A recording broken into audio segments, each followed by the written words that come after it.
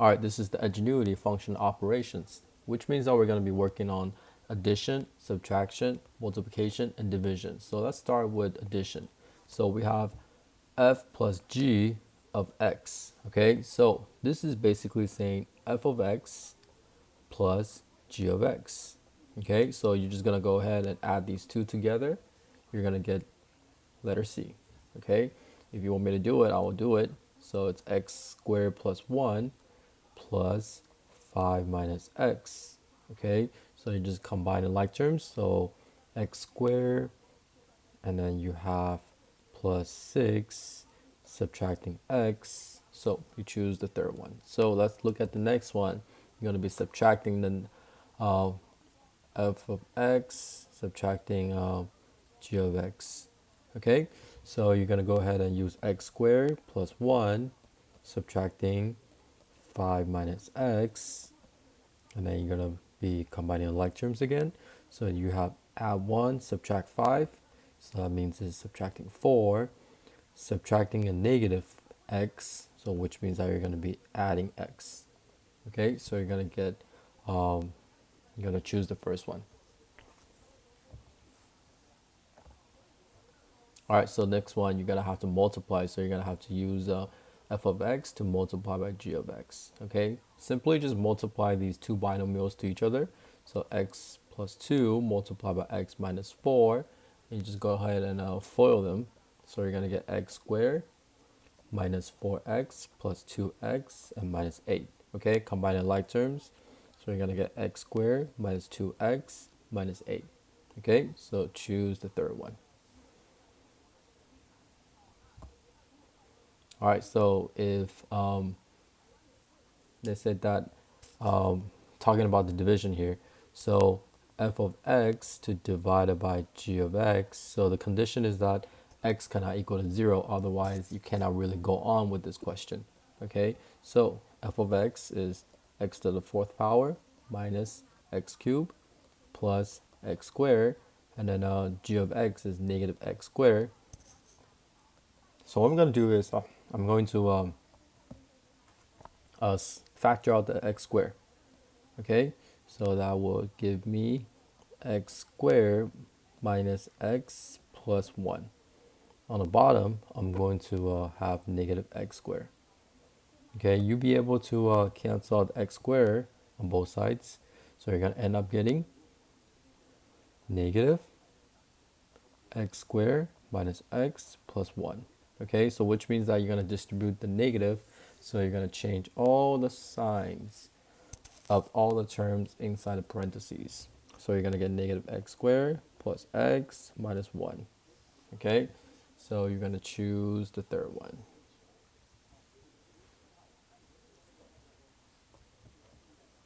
All right, so look at the next one. So you're going to have to just multiply them.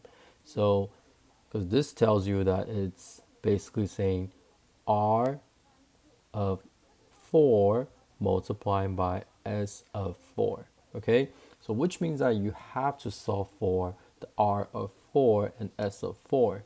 Okay, so if I put a 4 here, okay, so 2 square root of 4 is basically equal to 4. Okay, so if I put a 4 here, square root of 4 is equal to 2. So this one equals to 4, and another one equals to 2. So 2 times 4 equals to 8. Okay, if you look at the next one, we're going to be using the same function but different value of x. So let's put the 3 in there. So understand that this expression is basically saying r of 3 divided by s of 3. So if you put a 3 in here, okay, in all the x's, you're going to get 2 rad 3 over rad 3. You'll be able to cancel out the rad 3's. So your answer is going to be 2.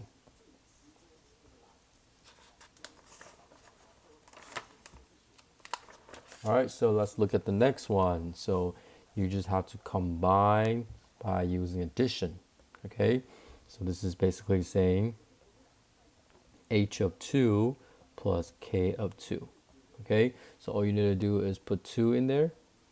So you're going to find out that h of 2, so it's going to be 4 plus 1, so that's going to be 5.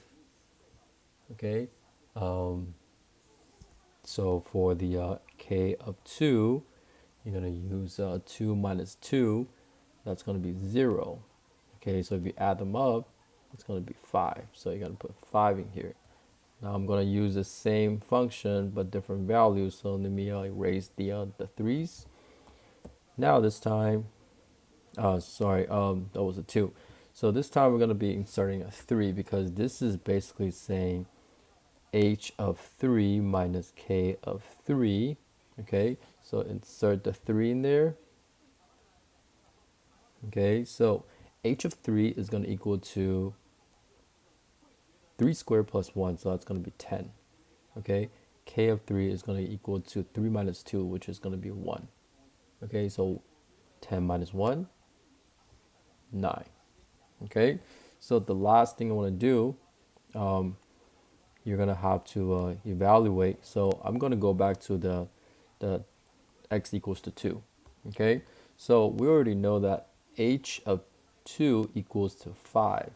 Okay, so we know that this equals to 5, and we already know that the k of 3 equals to 1. Okay, so k of 3 equals to 1. So now I can just go ahead and write 3 times 5 plus 2 times 1. So that's going to be 15 plus 2, which is going to equal to 17.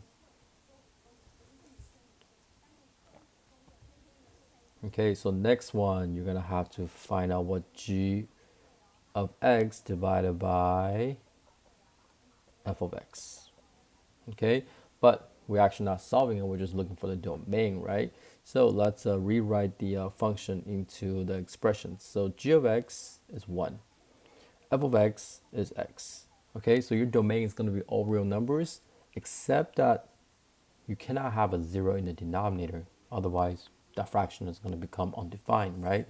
So x cannot equal to 0, so you're going to have to check the first one. So if you look at the next one, now we're going to be doing the reciprocal, right? So it's going to be f of x over g of x. So f of x is x, g of x is 1, so this is basically just x. Okay, so what is the domain? That's what we're looking for. It's going to be all real numbers. All right, so for the last one, you're going to have to do a little work. So first of all, we know that you can kind of, I'm going to tell you guys what the answer is first, and I'm going to tell you how I got the answer. So first of all, let's look at the g of x.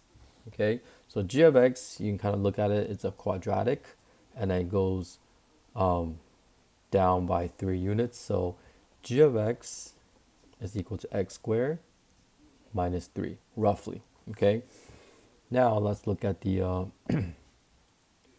this one is a f of x. Okay, so I'm going to put f of x is equal to, it's a negative slope. Okay, so it's going to be negative x. And then look at the y-intercept. So it's plus 2. So negative x plus 2. Okay, so look at this. F plus g of x. So which means that you're going to combine the g of x and f of x and see what happened. Okay, so if you add these two up, okay, you're going to end up getting x squared minus x minus 1. Okay, so you can use the something we can do to find a vertex. The x coordinate of the vertex is the negative b over 2a. So if you use the negative b over 2a, we know that the b value here is negative 1. Okay, a value here is 1. Okay, so you're going to have negative b, so that's going to be negative of negative 1 over 2 times 1. Okay, so which means that your x coordinate of your vertex is going to be 1/2. Okay, so 1/2 is right here. That's the only one with 1/2. So you're going to choose the second one. All right, so that's it. I don't have a ending slide. I don't know why. Take care.